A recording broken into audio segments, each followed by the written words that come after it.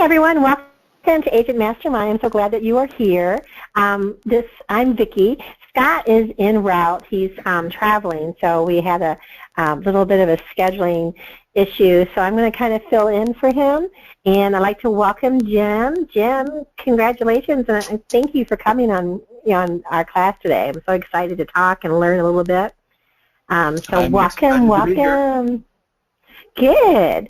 So we're going to go ahead and get started. I'm going to go ahead and click the recording, and we will begin like right now.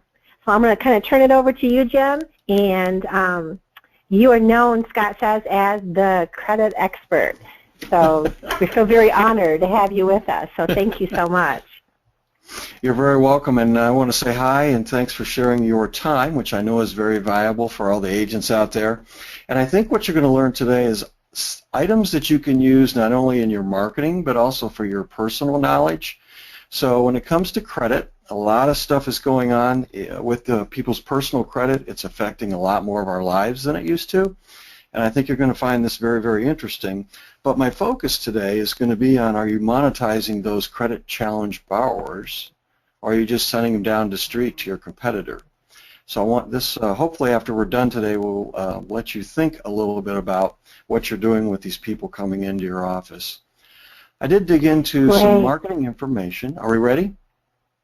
Yeah. Hey, Jim, I just want to do a shout out to everyone. Can everyone see Jim's screen? Can you hear everything good? If you could just answer that yes or no in the question tab, then I would be able to see that. Yep, everyone's looking good, so awesome. Thank you. Okay, we're ready to go. Awesome. Well, I did some digging a little, and I wanted to pull up some information on what's going on in the market. You guys may or may not be aware of this. This was in my local paper just last week, and the information here that I wanted to focus on was 83% of the current renters, according to NAR, right here, National Association of Realtors, found that current renters hope to own a home in the future. Right? Now we know what's going on in the rental market. A lot of people are renting and the rents are going up. And they're discovering, with the rates so low, that it's actually less expensive to own than it is to rent. So I want you guys to be aware of that market. So that's another good reason that you may want to work with these people who may be credit challenged. This just came out on March 2nd, so I cut and pasted the headline off of this. Millennials is a larger market than the baby boomers, and they've been not as anxious, let's say, to buy homes as the baby boomers were. But I found this was interesting. Almost 2/3 of millennials, let me get my little magic marker back here, almost 2/3 of millennials down here say that home ownership and the American dream go hand in hand. Hispanic, Asian, Black respondents all agreed that more than 60% of them all want to buy a home, and with among the whites it was just slightly below 60%. But that's a great number because they've typically wanting to go to urban areas and they're renting. But I think they're finally starting to see that it might be cheaper for them to buy something instead of renting. So you've got your rental market and you've got your millennials, to almost 2/3 of them saying, you know what, it's time to make a move. That's good news for you guys and everyone on the call today. Right. We're getting, can everyone see, I'm getting some comments that says no video. Do we see a video? Rachel, are you on by chance? Can you see the video on your end? Yep, I can see everything good on my end. Okay. I apologize. I don't want to interrupt you anymore. I just wanted to make sure. Fine. Okay. We want everybody to be able to see and hear. Yeah, me too. Okay. So I think we're good to go. I apologize. No, that's quite all right. Thanks. All right, so who am I? Well, I've spent a little bit of time in your industry. For about 20 years, I had my own mortgage company here in Indiana. And then I also was a realtor, not as a practicing realtor, for about 30 years. So I've looked at thousands of credit reports. I've sat in thousands of closings, just like you guys have, on both sides of the table. So I just want you guys to know that I'm very familiar with the process that you're going through with all of your clients. And currently I'm serving as the Hamilton County North Chamber of Commerce. I'm working on my next book. I love to get out and speak, so if any of you are looking for a speaker in your area, I might be available to do that. Just get a hold of me. But I am here to serve, and that's part of my mission. So, but what I want you to think about today is, do you view your client's credit as an obstacle or an opportunity? So when you first talk to that client, everyone wants a home, then they get all excited, then you find a house, and then the loan officer, the mortgage professional pulls the credit and says, oh, your scores aren't quite where they need to be. So the question you need to ask yourself today is, what are you doing with those clients? Well, I'm going to give you a solution to that. But first, we need to also understand that with credit reports, there seems to be a lot of mistakes, and a lot of people don't understand how to fix their credit. It's a big dilemma. So 83%, according to Experian, have checked their scores recently. 42%, nearly half, want to improve their scores but don't know how. That's a solution you can now provide your clients. Yeah, that is huge. And so it's nice to know that you kind of get stuck. You don't know what to do. Exactly. And then the other side of it is, according to this Federal Trade Commission study, is that 1 in 5 consumers had errors on their credit reports, which is 20%. There are some reports saying that it might even be higher than that. So, so we got a lot of studies going on at FTC, and then according to the Consumer Financial Protection Bureau, they had 45,000 complaints for just credit bureaus, just the big 3 credit bureaus. And the #1 complaint was incorrect information on a credit report, 77%. So I think we have to take it almost for granted that many times for many of our clients, there's items on there that are reporting incorrectly, and it's just not their fault. And that's what we found working on thousands and thousands of clients. So what do we do? What can we do to help your clients? Well, our mission is to help the consumers who are working their way through a financial crisis.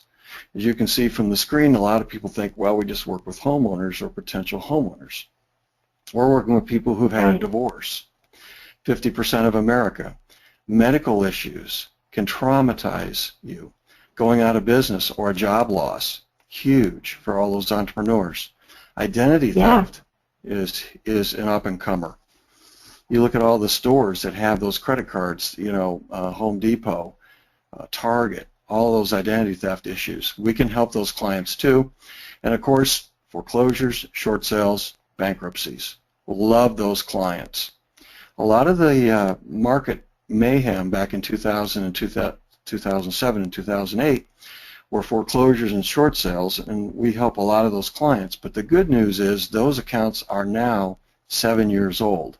If an account's 7 years old, all those can be permanently deleted.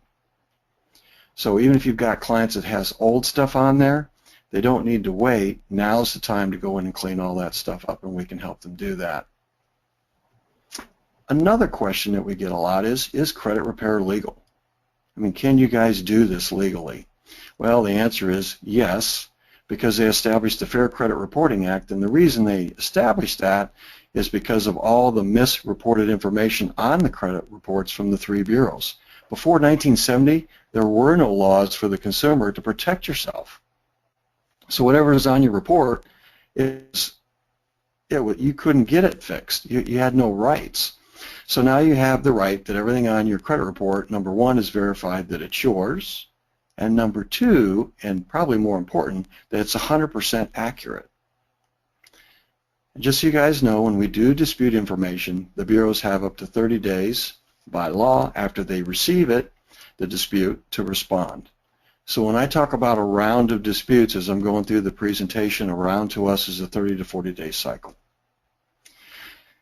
And then the other reason, or the other law that protects you and governs my business, which is as I'm a CRO, a credit repair organization, is there's actually a law that governs us. So if credit repair is illegal, they wouldn't have a law governing credit repair organizations, or what we do. So what's the big secret? What do the credit bureaus do? How do they make their money? Well, they make their money, oddly enough, by selling your personal and private information. So that's how they make their money. So if your scores are lower and they're selling a list to a credit card company, they make more money off of a secured credit card or someone with lower scores than they do with people with great credit. So the bureaus are pretty much just reselling your information without your permission. And if you think about it, even today, now they're making more money because now you're buying identity theft protection or you're buying credit monitoring. They're selling you your own information over and over and over, month after month. And it's really incredulous what this whole industry has done. But they've got a lot of lobbyists, and that's why a lot of laws aren't passed to protect you even more than what we have now. That's the big battle. So we're here as your consumer advocate. We're here to help. So our question to everyone is this fair to you? We've got 30 to 50 to 79%, according to the Public Information Research Group reports, of credit reports have a mistake on them. The second question is, did anyone out there ever choose to participate in having their information stored at the credit bureaus? I mean, this just happens. So everybody's information automatically goes on a bureau if you want to participate in the U.S. society. Credit scores now affect your car payments, mortgage payments, your insurance, both your car and your home, jobs, and promotions. If you're in the military, if you guys are doing VA loans or working with veterans, they have to have clean credit to keep their security clearance. Or if you've lost a job and you're going in the finance industry. Even after the shakeup in 07 and 08, with everything that went on in the mortgage market, in the real estate market, a lot of us were affected. I know I was affected as a mortgage broker, and a lot of real estate agents. I mean, our jobs just crumbled, and a lot of our credits took a hit for a period of time. And last but not least, the scoring guidelines are a secret. We know a little bit about the pie chart, which I'm going to show to you for mortgage FICO scores, but other than that, all of these three companies, how they calculate your actual FICO score is still a secret, and they can change it. So our question to you is that fair to you? So life happens. Life happens to all of us. Could be identity theft, could be medical issue. This is a quick story I want to share with you about Ryan. He's 25 years old. Ryan thought he had the flu, but at the end of the week, he went into the hospital in the emergency care, and he found out that both of his kidneys had failed with a rare disease called Goodpasture syndrome. And Ryan was working, going to school, regular 25-year-old, trying to get through school, and all of a sudden, he had a financial crisis on his hand. He couldn't work anymore, and actually Ryan almost died, but he was in the hospital for 6 weeks, had about 4 blood transfusions before they found out what this disease was. And this disease actually attacks your kidneys and or your lungs. And the reason this story is interesting to me is because Ryan is my stepson. And Ryan's kidneys both were taken out by this disease. And we took him down to the Indiana University Medical Hospital after the disease had passed in 6 to 9 months to get him on a kidney transplant. So Ryan had gone through this process where he'd almost died in the hospital, was on dialysis now, and didn't want to continue on that path. So we took him down to the hospital, and we sat down with him, and he signed up for a transplant. And they said, well, would anyone like to be a donor? And usually first cousins are a better match. And they looked at me, and none of them had stepped forward, and I said, well, what are the odds of me being a match for a stepson? And I was 50 at the time. So I gave him a drop of blood, and a week later they called me at Costco. I remember taking that call, and his kidney coordinator became my kidney coordinator. And life happened to me and Ryan, and this was a picture of us before surgery at 5 a.m. I'd already had my happy shot. So I was going into surgery, donating a kidney, never been in the hospital before, never broken a bone in my life, and Ryan was going in about 2 hours after me. And I will tell you that the people that work with you guys, Carl and Scotty and the whole group up there, were very supportive through this whole process. But 5 days later, I came out, -1 kidney. Ryan had mine. His was working. I was home in 2 days. Ryan went home 5 days later. And it was a successful kidney transplant. Yeah. So this was exciting. But this is what can happen. Life happens to everybody. So how can we help those people? Because that's now my new second mission, and I'll share with you a little bit more about that later. But let's get back to the credit restoration. Ryan has rights under this Fair Credit Reporting Act from 1970. As I said, you have a right to have everything verified on your credit report, that it's yours, and number two, that it's 100% accurate. And again, they have 30 to 40 days to respond. Those are your basic rights that we're enforcing.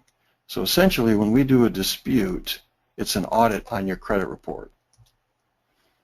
One huge credit myth I want to share with you, because people say, well, how do you get this credit fixed? How do you do this? Well, here's a huge myth that people don't know. There is no law that states that negative information has to be reported on your credit report for 7 years, 7 months, 7 days, or 7 seconds. The law states that negative information can stay on your credit report for up to 7 to 10 years. That's all the law states. A lot of your collection companies, small finance companies, some of the buy here, pay here lots, when we're looking at someone's credit, only report to one bureau. Some companies report to 2, and not everyone reports to 3. That's why when you pull a credit report, for mortgages especially, you're pulling all 3 credit bureaus. And the scores typically are never the same. And this is why you can have a huge discrepancy. You could have a negative item just hitting one bureau. And as we help you clean up your credit or restore it, you may have one score come up and the other one stay down. We may get something off of one bureau 1 month, but it doesn't come off the other one. And this can happen, but that's why it happens. So very quickly, instead of you trying to explain all this to your customers, we, and this is a solution for everyone out there in the field today, and I'll give you my contact information at the end, we make it very easy. We're going to offer your clients a free credit review. So if you have a client that you're turning down for credit issues because they can't get a home loan or get qualified, ask them if they would like a free credit review from an expert. If they say yes, that gives us permission to call them. All you have to do is forward the name, phone number, and email address to info@usccra.com. And then even if they don't have a copy of the credit report, we have 2 websites they can go to get all 3 bureaus with consumer scores, not mortgage scores, for $1. All right, so we're going to make that easy. We're going to go through this whole process and explain the information to your customers as we do their personalized private audit and review. So where can you get these credit reports? People always ask us this question. Well, the only place you can actually get the free one is www.annualcreditreport.com. The FTC passed a law about 3 years ago that everyone had a right to one free credit report from each bureau every 12 months. So you can go to this website. Now what happens when you go to annualcreditreport.com is you're going to get 3 tabs. So it's going to send you to TransUnion, Equifax, and Experian separately. You have to log into each of those bureaus separately and then pull each credit report. Some of them you get online. Sometimes they have to mail it to you. So just so you guys know, you can actually sometimes have to wait 2 to 3 weeks to get these in the mail for us to do a review. That could be a little bit of time, has some time constraints on it, and a lot of our customers seem to be in a hurry once they're in the house buying mode. So here's where we send them. privacyguard.com, creditchecktotal.com. Both of these websites for $1 have a trial period. Now they change it. It's either 7 days, 14 days, 21 days, but it doesn't matter to us. We need one good credit report to do a review, and this is a tri-merge, and it has consumer scores. We're not overly concerned about the scores at this time. I need to see the data to do an audit. So it's just data-driven. But they'll have it. Then they have the opportunity to keep the credit monitoring if they so wish. Now, the other question we get is, what if my consumer wants to see their actual mortgage score? There is only one place that a consumer can go online and get their actual mortgage scores. And that site's, the last one, is www.myfico.com. This is actually FICO's website. It's expensive. It's $30 to $50, but you will get 2 sets of mortgage scores, FICO 08, and you get FICO version 5, 4, and 2, which is what the banks use. You get your auto scores, you get your credit card scores, and you get a couple generic scores. These credit reports are usually 60 to 80 pages or more. The first 10 pages are all of your FICO scores.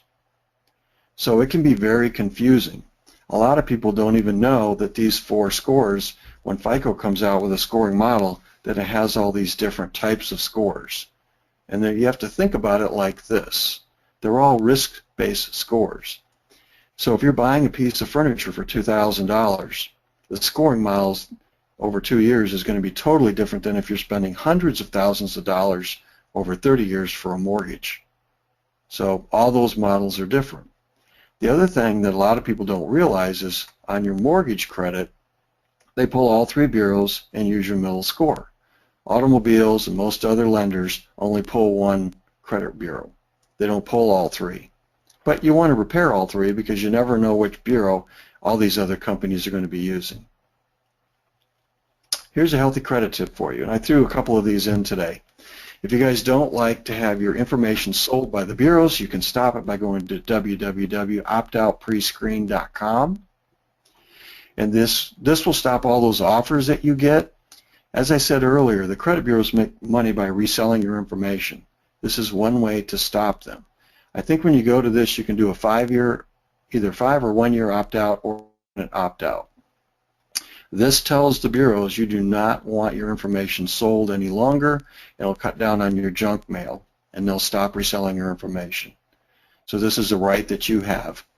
We set a lot of our clients up with this when they first join with us. We do this for your customers. So we'll do that for them. Again, I talked about the different scoring models. Mortgage credit scores are typically 350 to 850. Automotive scores can be FICO or Vantage scores, 250 to 900. Bank card scores are different scoring model, and then you got your consumer credit scores, could be 300 to 900. Those could be Vantage scores or FICOs. We're primarily interested in the FICO mortgage scoring model, of which there's 52 different versions. Not too complex, right?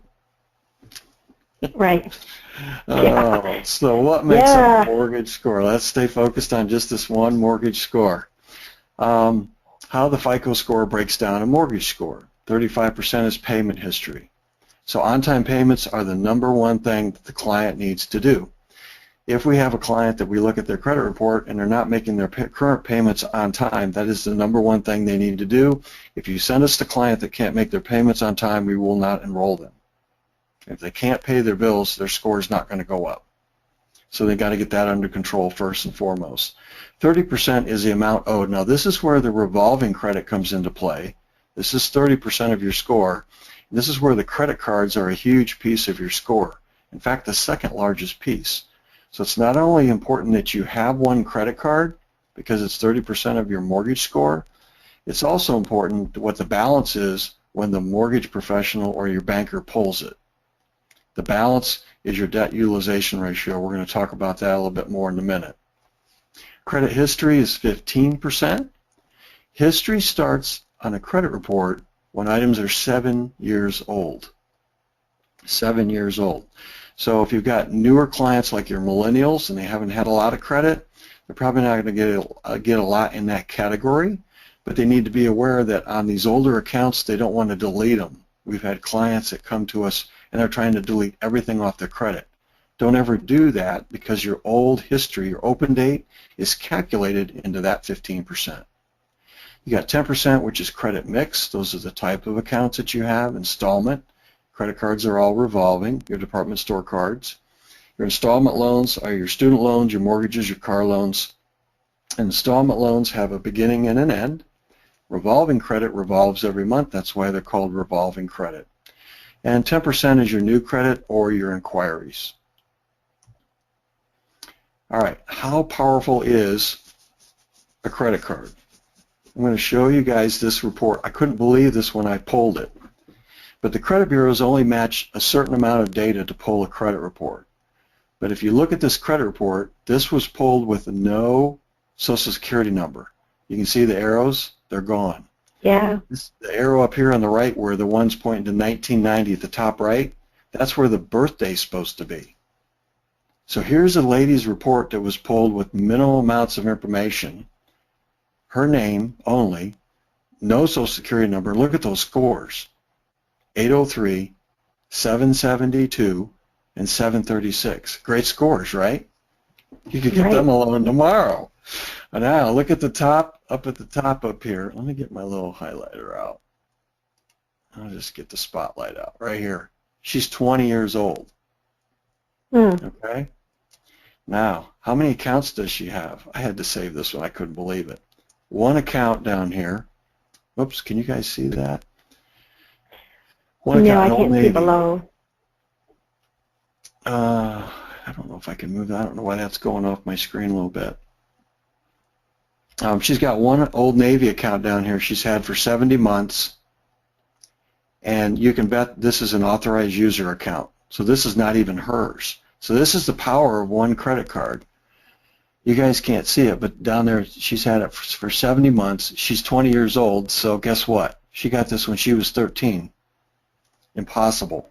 But she can be put on as an authorized user. One credit card with a 5-year history has got these kinds of scores. This was the only thing on her report. That is the power of one credit card. So in its simplest form, we do this with people after bankruptcies or a financial crisis. If you want to rebuild your credit, the quickest way is to do it is with one credit card. Now people say, well, what if I can't get a card? Well, then you have to try and get a secured card. We'll give your clients a place to do that. Or over here on the right, you can be put on someone else's account as an authorized user. Now, an authorized user means a family member or a friend will put you on their credit card, and what happens is all the history shows up on the credit report, which is exactly what happened with this Old Navy card. It's all history on the credit report. I never knew that, so that's awesome. Yep. So we can start out with a couple credit cards. You can get people score up after a bankruptcy in 7 months in the mid-600s, mortgage scores. We do it all day long. I wish I could get them all. Now, I know you guys can't get them a home loan for a couple of years, but that's okay. But, man, they can be ready. They can be ready in 6 to 12 months after a bankruptcy, score-wise. So these people that think that they're in debt prison for 7 years is entirely not true. All right, so what are these reason codes? Back here, you'll see these codes. This is how we actually do our work. These codes right here, these are called reason codes. So these are your clues to why your scores are what they are, and they're in order of importance. So you've got too few accounts currently paid as agreed. Lack of recent installment information. Oh yeah, all she's got is one revolving Old Navy. Lack of recent bank revolving information. So I don't know if they've used this card in a while, maybe not. Length of time accounts have been established. Well, yeah, she's 20 years old. So those are her reason codes why her scores aren't any higher. But 803 is a great score for just having one account being a 20-year-old. But they got the advantage of all this history from this old account, whoever put this on there for her. The other thing that I wanted to show you real quick before we go off the screen is here's the version of FICO. This is a 04. This is a version Classic 2, and this is version 5. So right now, remember I said there's over 52 or 54 current versions of FICO. The new model that's out is FICO 08. Discover Card and a lot of the credit card companies are giving you free FICO scores. They're FICO 08. They are not your mortgage scores. These are the ones that the banks and the mortgage companies are still using. Version 5, version 2, and version 4. Is that confusing yet? No, I'm following you. That's great information. A lot going on. Yeah. Yeah. But this is what we educate your people when we do our free reviews. So the reason codes. Most lift only the top 4 reason codes. That's all we need. How they affect your scores coming later. The reason codes are ranked from top to bottom. So the one that hits your scores the most is the top reason code. So when we see that it's revolving credit and that the balances are too high, then we know that their credit cards are probably high before I even get started on the credit report. Each has its own predictable variables by the credit bureaus. That's why they're all different scores. Each bureau has their own models. And usually the top scores you're going to see are 830s to 840s. It's hard to get a perfect score. Finding errors and misreporting information. Public records. we always ask the clients, a lot of people just think if the public record like a judgment or a tax lien is released, that it's done and it's accurate. Well, we look at the open date, the file date, the close date. We also look, is the date on there that it was released, because that dates how old it is, so you can improve and score that way. And we get the balances zeroed out if they are released. Okay? Tax liens. If they're paid federal tax liens, there's a program out where you can get these deleted if you're making payments over 6 to 9 months. Even if you've only made 6 to 9 payments, this program says that they'll remove them. But we've had 99.95 success getting the paid ones off. So this is a total deletion on something that would stay on your credit report for 10 years. So that's huge. Great. Yep. Late payments on open accounts. 30-day lates can cost you 50 to 100 points. A new collection can hit you 50 to 100 points. Think of it this way when you look at a credit report. The only thing that drives your scores up is your good open credit. Hopefully that one installment account at least and one revolving. The only thing that drives your scores down is the new negative items. It's the newness of the negative item that hits your scores the most. So we're looking at dates on all these. Revolving accounts, we talked about this. You need at least one reporting to the bureaus for a good credit mix. And the number one disputed item on a credit report is collections. They are the worst.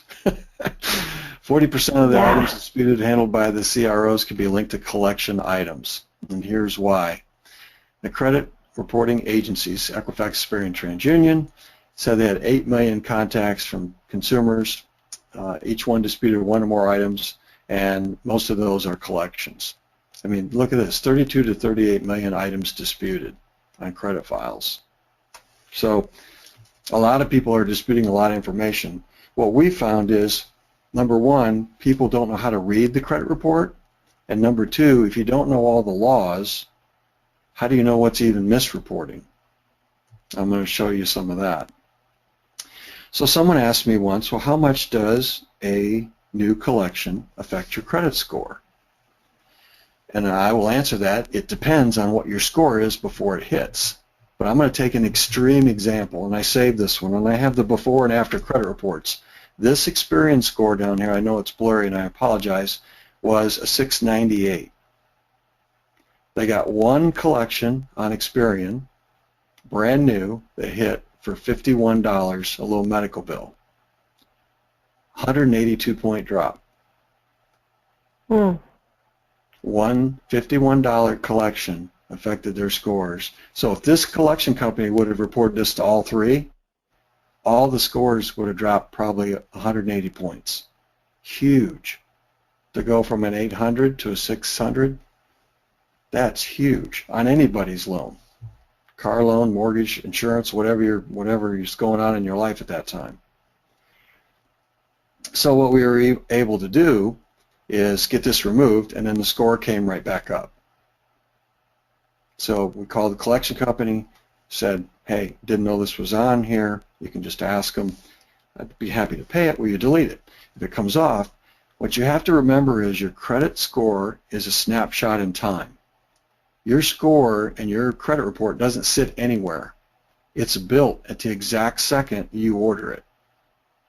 So whenever you pull a report, it goes out to all the databases, sucks in all the data, your card balances and everything at that exact moment, and your credit score at that exact moment is a snapshot in time. So I always use a hand to hold up my camera, but just think of it like that. So it's a snapshot in time. I tell people if you can change the picture, we can change your scores. And this is a perfect example of that. And you can see what happened to the reason code up here. Derogatory or public record or collection filed, number one item, right there. Right there it is. Where these are all based on just other stuff. But these are great scores. I mean, you can get any loan you want with 811 and 799 scores. So do you find that you can mention that you just call them and you ask them if we pay it, they would remove it? Is that common? Yeah, I actually coached the consumer to do it. Okay.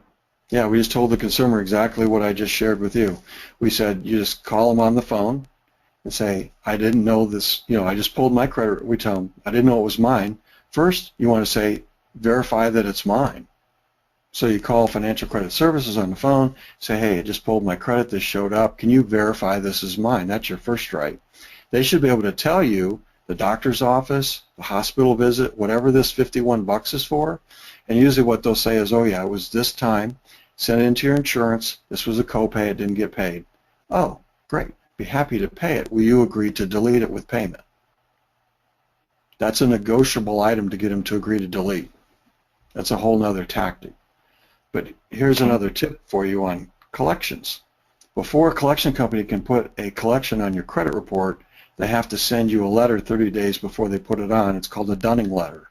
They have to have that in their file. If they don't, you can get them to delete every time because they've broken the law. So just another tidbit for you there. And that's called, what was that called again? A dunning? The legal name for it is a dunning letter. We call it a 30-day notification letter. Okay. So legally, you're supposed to be notified 30 days because then you have a chance to call the collection company, and they send you these letters in the mail, and it'll say at the bottom, you know, we're going to report this to the bureaus. If you don't respond, we're going to validate the debt and put it on your credit. Well, look what's going to happen. Your score could go down 50 to 150 points. Well, in this case, it went 182 only because their scores are so high. Now, if you had a 600 score and a new collection hit, you might only go down 50 points. It just depends on where your scores are at before this negative item hits. But I gave you an extreme example here because people say, well, how much will it go down? I always have to use a range. Okay, thank you. Yeah, you're welcome.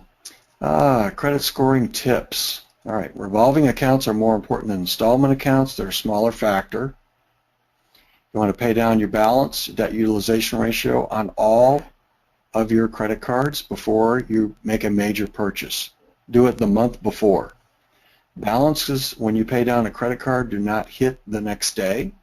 That it may hit your credit card company, but they have to report once a month usually to the bureaus.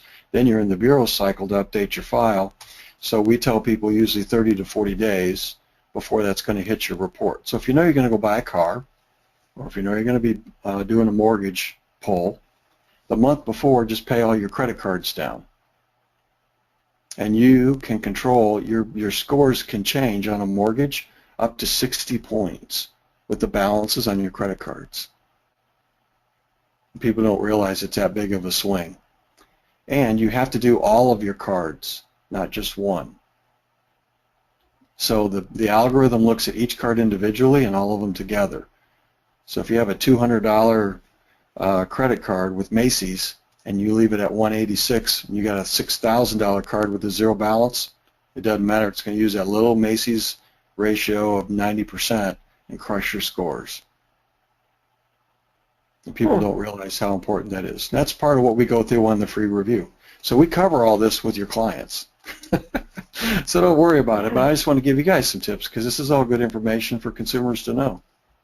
Oh, absolutely. So people ask me, how many revolving credit cards should I have or accounts? 3 to 5 is ideal. You can build your scores with one. I mean, I just showed you that one. I mean, that lady had great scores with one little Old Navy card. That wasn't even hers. She was only 20. Had to be one of her parents or something. And pay before your reporting date so the lower balance shows up, and it can, again, boost your scores. So if you call your company and they tell you, yeah, we report on the 20th and you want to pay them on the 15th, then you know that lower balance is going to be there next month. If not, just wait the 30 days. All right, a few more tips for everybody on the call. Spreading the balances out on the credit cards still work. So we have some clients that don't have the funds to pay down their balances.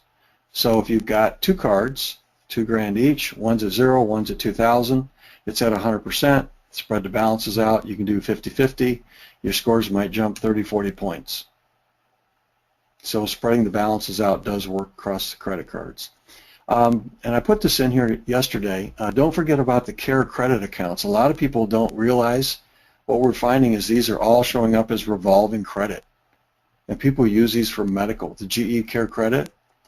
So they have a surgery. We're seeing a lot of them with $5,000 limits, but they're maxed out because you had dental surgery, veterinary surgery for your pets. And those are revolving accounts, and they'll say, oh, I got a 3% rate on that, or interest-free. I'm like, okay, how bad do you want your home loan? I mean, Right. it's another revolving trade line, so it's up to the consumer at that point, but I think they forget about that one because they think it's an installment loan, and it's not. Almost always it's revolving credit. So don't forget about the Care credit cards, and we can check it on the credit report during the review. Authorized users still work with credit bureaus, so if you've got a client that doesn't have a card, they can get on the spouse's card that has 5 years history, 10 years history. If you got a parent that's got 20 years history on a card with a low balance, oh my gosh, their scores could jump 100 to 200 points in 30 days. So the authorized user still works. Beware of companies that will sell this online. Don't do that. The bureaus are setting up stipulations now where they want it to be a family member or a friend. So you can't just go out and there's places that are selling it. I'd highly recommend not to do that. If you can't find a family member or a friend, just work on getting your own secured card and start building that credit card history up yourself. Okay, credit bureaus can report a 30-day late, even if it's 1 day past due. Now, most of them don't. So I just like to bring that up. People don't realize that. Paying off a collection and a tax lien will usually not increase your scores. A lot of people think, well, if I pay this off, what's my score going to jump up to? Because they believe that when you pay it, it's going to get deleted. That's also not true. Items can stay on your credit report, remember, for up to 7 years. By paying off a collection or a tax lien or anything else, all it does now is supposed to show a zero balance and the date that you paid it. You still have a collection on there. It still has an open date. It's being calculated into your overall score. So now instead of a collection with a balance, you've got a collection that no longer has a balance, and now it's going to start to age. So the immediate effect is that your score is not going to change, and sometimes your score will go down, and this drives people crazy. They say, well, how can that happen? Well, there's a spot on the credit report that's called the DLA, and the DLA is the date of last activity. If you pay off a collection that was opened in 2010, today, it could show up and show 3 of 2016 in the DLA because activity is a payment. And I've seen actual credit scores go down 4 to 15 points temporarily because you just paid a collection. So you got to be careful when you're doing that. Yep. But if you can get them deleted, that's a no-brainer. If you got someone with 10 collections and they just say, look, I got my tax money back, I just want to get these behind me, you don't worry about it, you go in and knock them all out. You take the hit and just get it done. So, but we'll walk them through that process as with what their goals and plans are. Medical collections. This is coming out in the new version of FICO. So FICO 08 and FICO 09 is coming out. I can't believe this. The lenders haven't even went to FICO 08. I mean, they're still on 5, 4, and 2. But medical collections in the newer FICO models is going to be great because almost everyone has these medical collections now. We see them every day. In the newer models, when you pay them, they no longer will count against your score, even if they're on your report. So the bureaus have realized a lot of people are getting tagged for old medical collections. And here's the other secret about collections that no one realizes by leaving them on your report. At any time, a collection in that 7-year period can get resold, and then the new collection company comes on your report, and the date open is today's date. That slams your score like a brand new collection. The other collection company is removed because this one now owns the debt, and that's entirely legal. It's the date that they opened it on your credit. Now the date it's going to fall off, the 7-year date, is still the date you defaulted with the original creditor. That should be your date of last activity. Not always. That gets misreported, so just so you guys realize that. So the danger in leaving the collections on there is they get resold. I just had a client yesterday I did a review with, and they had 3 of them in the last year. She's got like 12 medical. She said, well, I've got this cash. I said, well, let's pay them all off then. You got $2,000 in bills. You got 40 grand in the bank. You want to buy a house? Let's just knock them out. And she had one every quarter almost hit her scores and knock her back down. She says, we keep working on our credit, but our scores never go up. That's why. That's the other reason why 40% of what we dispute is collections. It's huge how they can affect your scores over and over and over. Visa and MasterCard score higher than your department store cards. Just so you know, not much, but they do, and higher than secured cards. Doesn't matter when you're starting. You want to get whatever you can get. So if you can get a Fingerhut card and it gets you going, get a Fingerhut card. Joint accounts on credit cards and autos can be messy after divorces. I put that in there because I see that every day. And I know people don't like to think about that, but it is something to think about. Because even if you get divorced and the divorce decree says they're responsible for this card, the lenders don't care what your divorce decree says. If you both signed for the debt to be responsible for the debt, you're still responsible for the debt. So if one spouse goes out and they're on the car loan and the credit card and they file bankruptcy, they're now no longer liable because they legally filed BK, and the other spouse is liable no matter what your divorce decree says, and it's a mess. And if you're both on the card and the other person is supposed to be paying it and they stop, now your credit's being controlled by the other person. They just trashed your scores. And people don't realize all that's going on.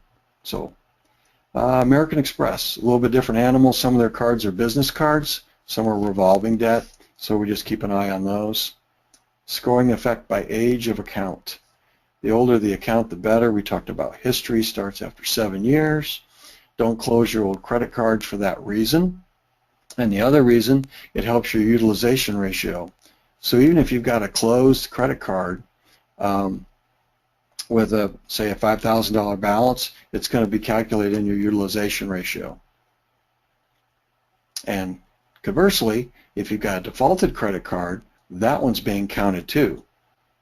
So if you defaulted on all your debt and you got a credit card with a $5,000 balance on the Discover, and the balance is $5,200 because you just quit paying it in 07 and 08 when everything crashed, that one's going to hit your revolving debt utilization ratio until it's satisfied or sold to a collection company. Then it comes out.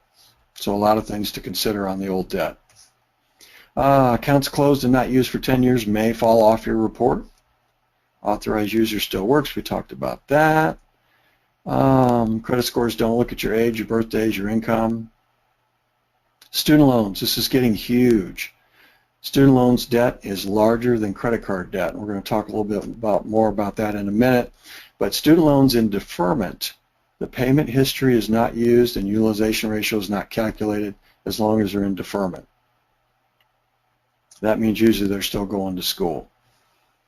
Won't spend a lot of time on this screen. Basically, there's a waiting period if you've had derogatory credit in the past.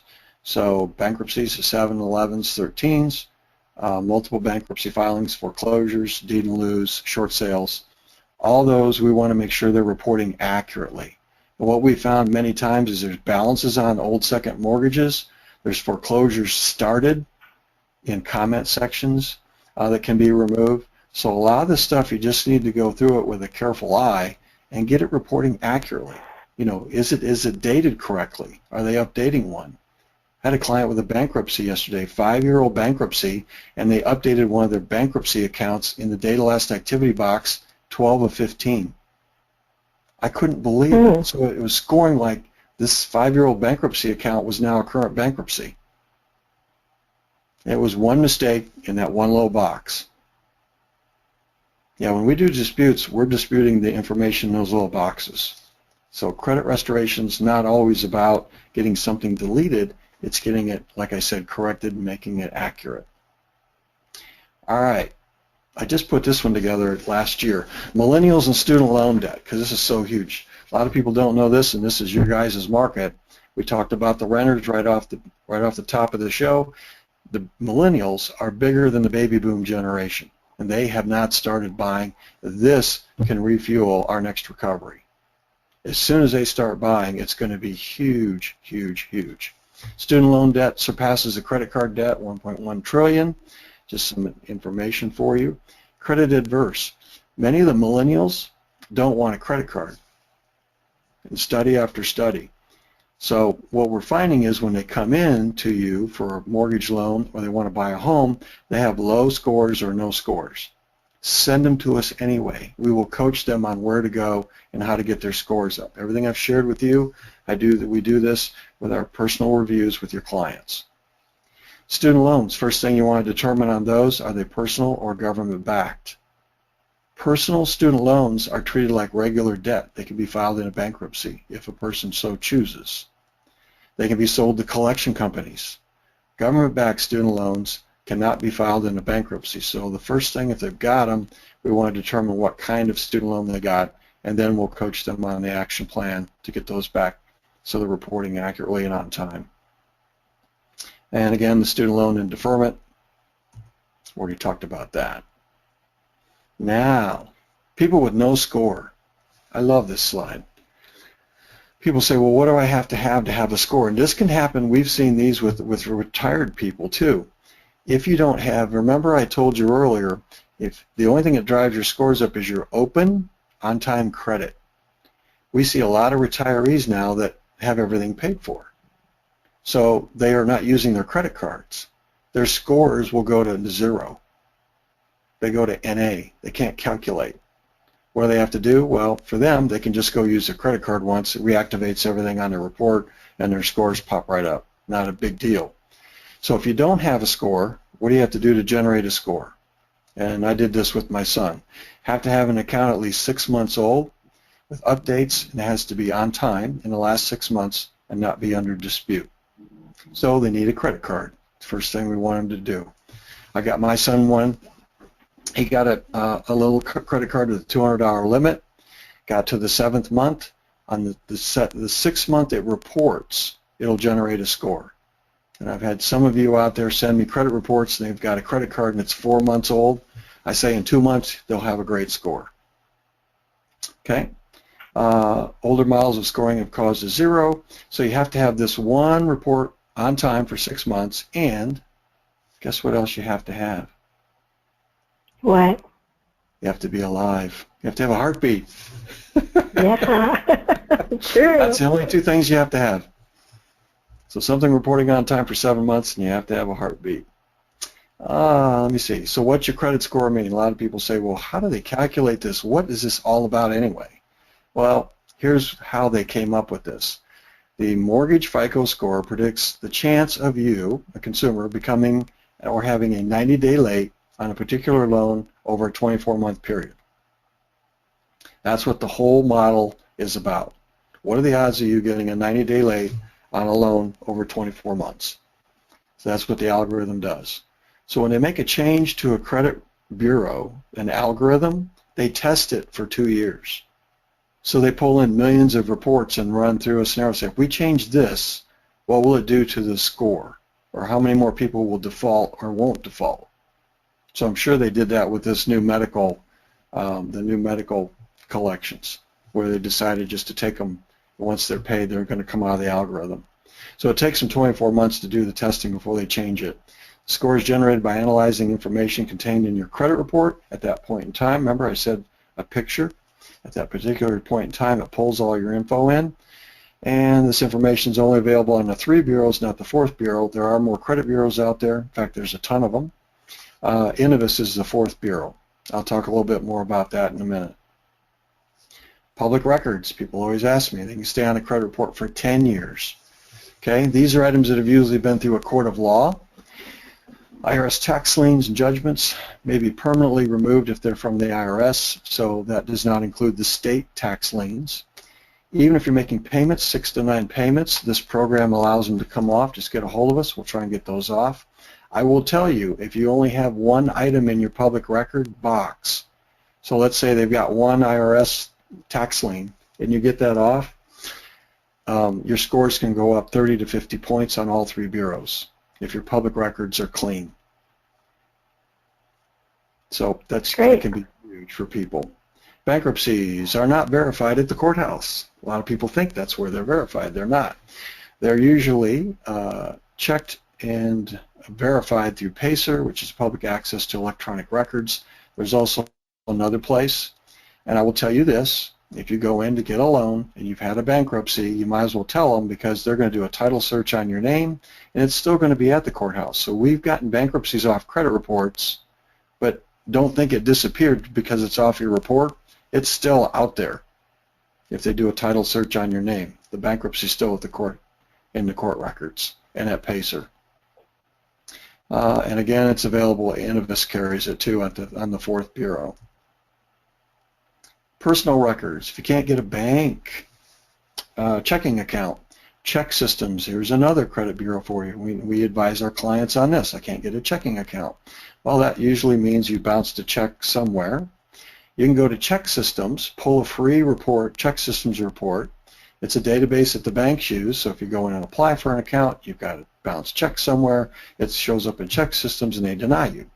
You get a free report every 12 months. The cool thing about check system is stuff only stays on for 5 years. And we can dispute check systems for your clients also.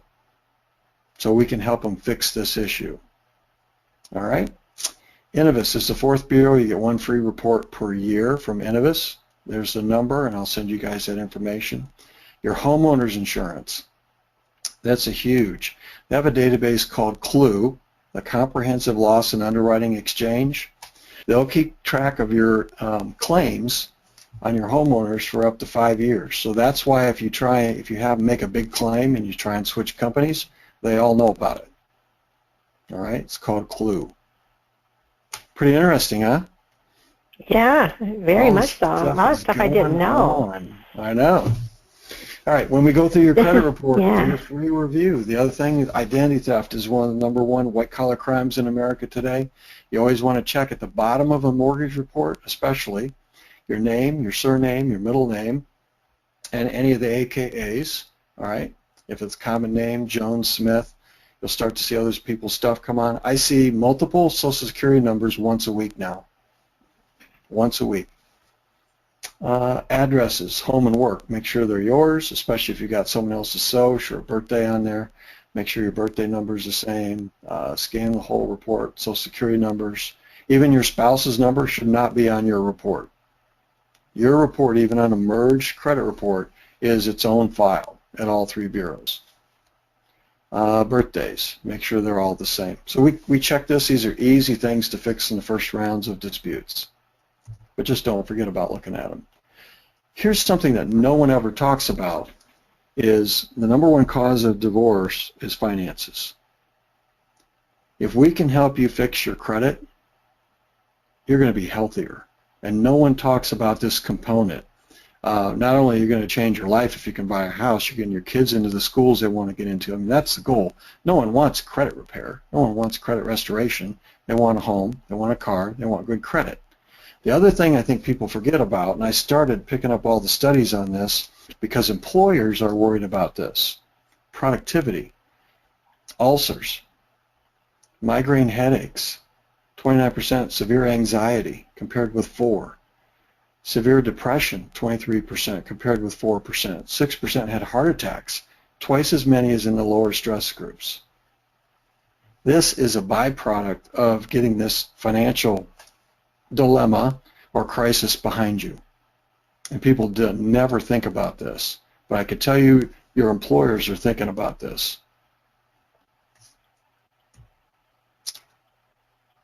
All right, New York had a huge settlement. And the bureaus agreed to 5 major changes, and this is where the medical collections comes in. So our environment as a credit repair organization is changing all the time, just like you guys need continuing ed. I go to numerous seminars. I've got my gurus. I pick their brains, and they're trying to make it better for the consumer. Medical collections will report soon after the deficiencies. Now they're going to have to wait 6 months before the original date before they report it. They give you 6 months then basically to rectify this if it's yours and get it settled. So that's good news for the consumer. Medical collections being paid or were paid by you. Insurance now are immediately deleted. Again, they're not going to count, even if they stay on there from what we've been told when this is fixed. And these are all going to be implemented in the next 3 years. This just happened late last year in New York. Credit repair agencies, that's Equifax, Experian, and TransUnion, now review disputes and proof that you send with it. This is going to make you guys sick. When you send in a consumer dispute with your proof, half the time they never read it. They convert your letter and you'll say, I'm disputing a 30-day late. Here's the proof I mailed it on time. They'll send it and convert it into a 2-digit code. They send it to the creditor. The creditor looks at it, checks their records, say, no, they had a 30-day late, send it back and say verified. It was all automated through this eOscar system. It was all automated. If you ever get a chance, watch the 60 Minutes. Pull up 60 Minutes and put on the credit bureau when they interview the credit bureaus. It will just make your head spin. So no one ever looks at this. This new law is going to force now these staff people to review the information you send in. Now we have techniques and tactics we use with our advanced tactic disputes to get them to open the mail and read what we send them, the proof. But now they're supposed to, if the proof is sufficient, fix it. So if you got late with Citibank and you got the proof, they'll fix it at the bureau level. Don't even have to go to Citibank. So they'll fix it. Great. Collection accounts not listing or original creditor is deleted. We see this all the time. Collections are misreporting. Half the time there's no name of a company to even call. It says NA or it just says collection. Well, that's illegal. How can you even call them? So now they're going to delete those if they don't want to put their name on there. And you get your free copies of reports. So if you enter into disputing any of these issues in the future, you can continue to get more than one free copy of your report from Annual Credit Report. So these are 5 changes of a huge 6-page document. I just picked out some of the major things that are going to be happening for the consumer, all positive, in the next 3 years. Good stuff. Yeah. Now here's the crux and the problem with that. These are all going into the newer versions of FICO. So if the mortgage companies are still using 5, 4, and 2, they may not apply. So we'll see how all that shakes out. Yep. All right. Fun money tip. We're getting down here to the end. We'll start doing some Q&A because I know you guys got some great questions that you want to ask me. I hope I've stirred up some. I always like sharing this. I always have usually one person in the audience that finds some money. $58 billion is unclaimed. Go to these are free sites, by the way. They don't charge you. You can search your name. If you've ever owned a business in a state, search the state, missingmoney.com, www.unclaimed.org, and you can put your name in, your mom's name, your relative's name, relatives, and do a search and see if there's any money out there for you. Last time we could all use some more money. Yeah, and it's free. Last time I did this on a live event, a lady stood up and said, hey, last time I was on your webinar, I got $400. And it was an old insurance. Oh, that's great. From an insurance company. Yeah, there's a credit sitting out there somewhere. I was like, awesome. So, yeah, so just check it. $58 billion, it's somebody's money. Absolutely. All right. So, again, we make it easy to refer clients. We're winding down here. If your clients do not score or qualify, we'll do the free review. If they say yes, shoot over the name, phone number, and email address to info@usccra.com. We'll follow up with them.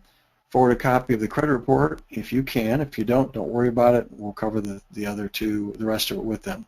And this information I shared with you guys very quickly, we'll do a full audit of their credit report. And we basically go over all this stuff in detail with your clients, and we help them going forward so they can always have positive credit. And once we get them out of the hole and they get their financial crisis behind them, we want to keep that going. So my second mission in life. This is Ryan, our stepson now. We celebrated 8 years of our kidney transplant last year. He graduated from IU, Kelley School of Business, got 3 degrees, smart as a whip, gainfully employed, and the kidney's still working. So we're excited about it. Oh, good. But what has changed about it now is I am part of the Indiana Donor Network, and I go out and speak on their behalf and tell our story, and it's part of my mission now in life. So it's been a really life-changing event. And the reason it's important, if you guys aren't a donor, think about it. If you don't want to do it, no big deal. This is the federal website where you can join. This is Indiana's website here, but there's 22 people that die waiting for an organ. So one organ can save up to lives. Yeah, just a lot of people waiting. So this has become another one of my missions besides helping people with their credit. And our free gift to you, and I'll get this over to you guys so you can get this out to everybody who's on the call today. I'm going to tell you where you can get your Innovis credit report. All right? If you've ever had identity theft, you need to fix your Innovis credit report. It's free. It's only about 3 pages. It's not huge like a big credit report. It's just certain specific data. And I tell people you get one every 12 months, just check it. If anything's on there that isn't yours, it's easy to dispute.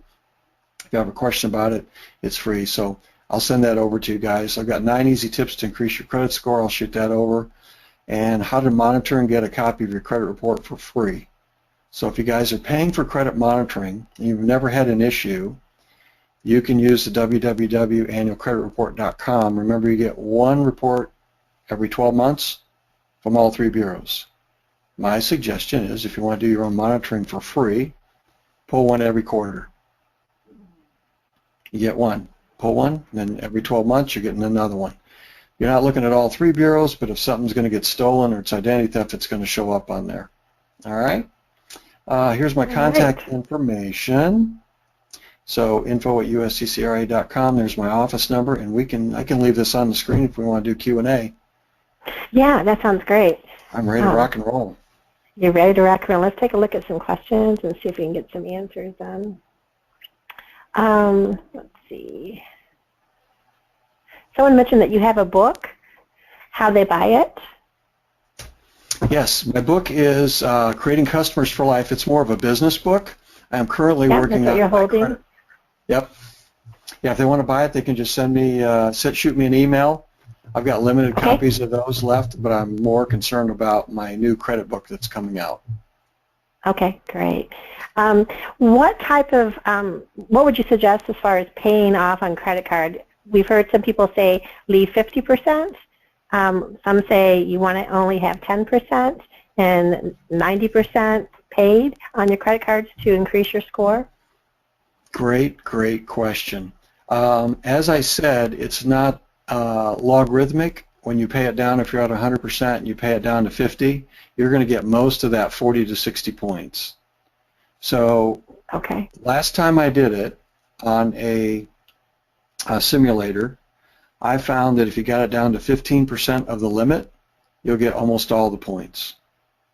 Now, if you keep it below 30, I know a lot of people say 30, you're still getting most of the points. It's just how close are you to getting a mortgage? You know, when I see people at 590 and they got to get to 640, man, just go ahead and pay it down to $1 or pay it off. Well, don't take a chance if you've got the funds. If you don't have the funds, here's what I tell people. Pay them all down equally as a percentage of the limit with whatever you can for the next month. So get them all at 60% of the limit, then get them all down to 50% of the limit. So don't leave any one of them high is the main message. The main goal. Okay. Yeah. Do you only work in the United States, or do you work with people outside of the U.S.? What country?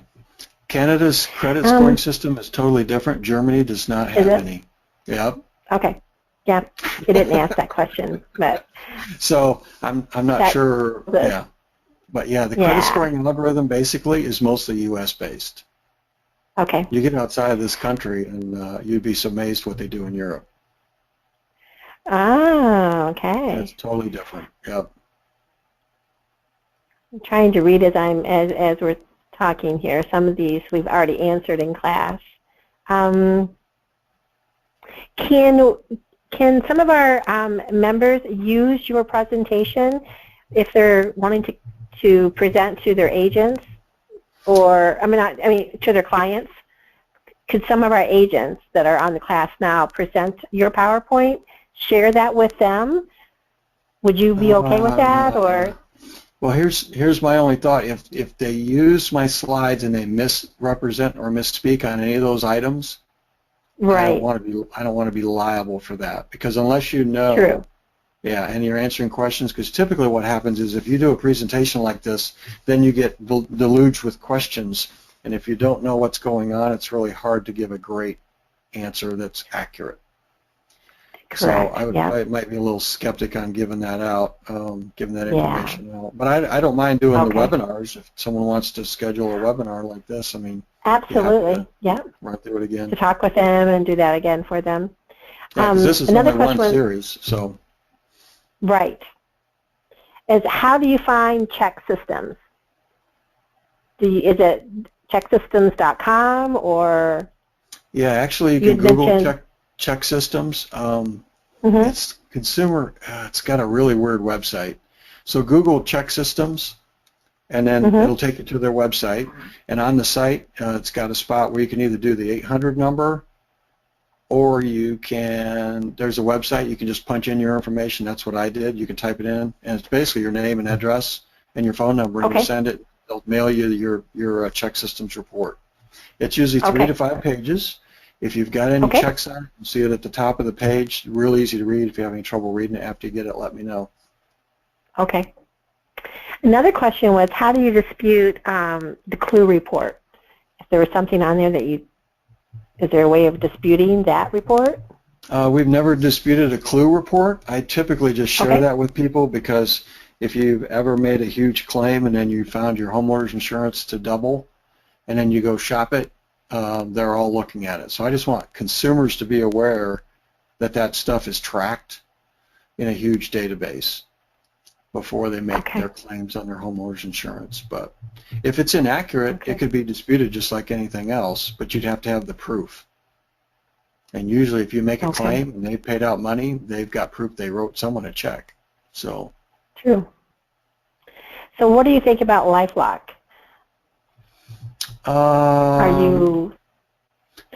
Is there a big difference? I mean, obviously, what would be the difference between your company and LifeLock? Well, we don't actually do any of that. I mean, if you've had identity, we can help, gotcha. Yeah, we can help you clean it up. We do not require our clients to have monitoring.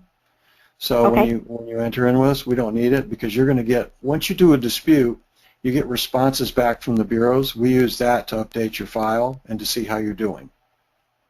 Okay. So LifeLock is more for identity theft protection. It doesn't do anything to fix your credit. That's just identity theft protection. They're monitoring your stuff in case you have identity theft. The problem is once it occurs, then you have to have someone fix it, which is what they say that they'll do, and which is probably what they do. Do you need credit monitoring? Might be the more appropriate question. That's entirely up to you.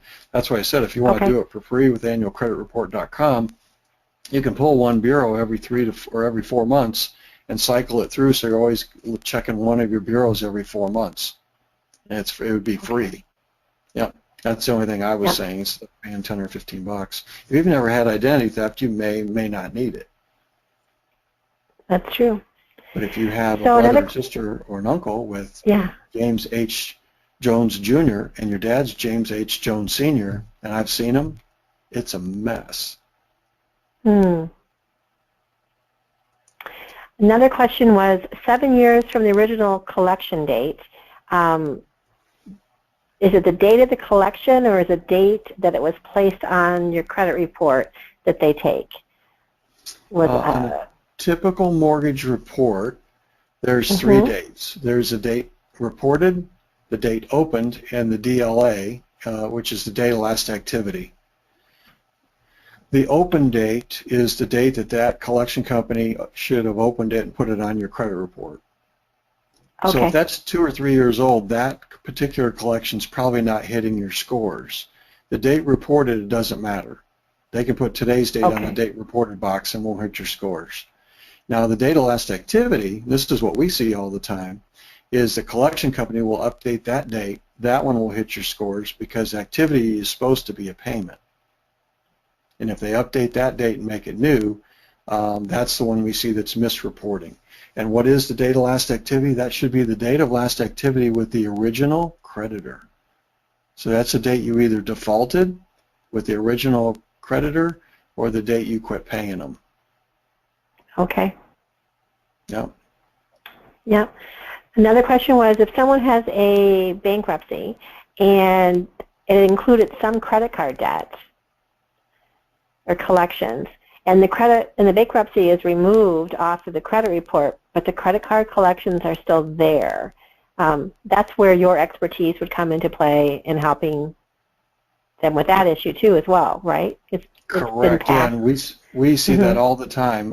Anyone who's went through a bankruptcy, I will tell you, it's not the attorney's job to clean up your credit. And what we find is many times a lot of the bankruptcy accounts are left open. There's balances on the cards. Your attorneys don't do any of that. And so all that needs to be checked over, and it can be just a quick review. We call it bankruptcy cleanup here, but we can clean all that stuff up in a couple of rounds of disputes. If they get a credit card going, once that stuff is aged and reporting accurately, and you backdate all of it. Now, if it is over 7 years old, it can be permanently deleted. But we can really clean up a bankruptcy client.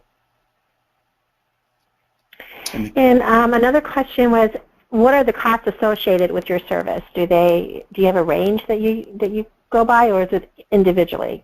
Yeah, actually, we've got a couple different programs. The monthly program is $195 to start, $97 a month. They only have to stay in the program as long as they need our services. Okay. And we dispute all negative items on all 3 bureaus. So our clients are typically done in 4 to 7 months. If there's only a few items, then they're going to get done quicker than that. So the normal estimated time is usually between 4 and 7 months. That Correct. was another question. Awesome. Yeah. Awesome. And I tell people, you didn't get into this mess overnight, and you're not going to get out of the mess overnight. And you have to remember, they have a 30 to 40-day cycle on every round of disputes, and not everything's going to get fixed on the first round. I can guarantee that. Right. So another question was putting their children or grandchildren on their own personal credit so that when they do decide to get credit, they'll have a great score, and that's something you recommended, right? No, you really need to wait till they're 16. Okay, till they're 16. Okay. Yep. Yeah. Yeah, and I think they might be passing some more laws on that too now, where they're starting to check the dates. Actually, we've seen a lot of identity theft. They're stealing the identities of kids. Oh. Yeah, so they're grabbing the kids because they've got no credit profile. So they grab their social security number and then they steal their identity. So, and over 50% of identity theft is someone that you know. Mm.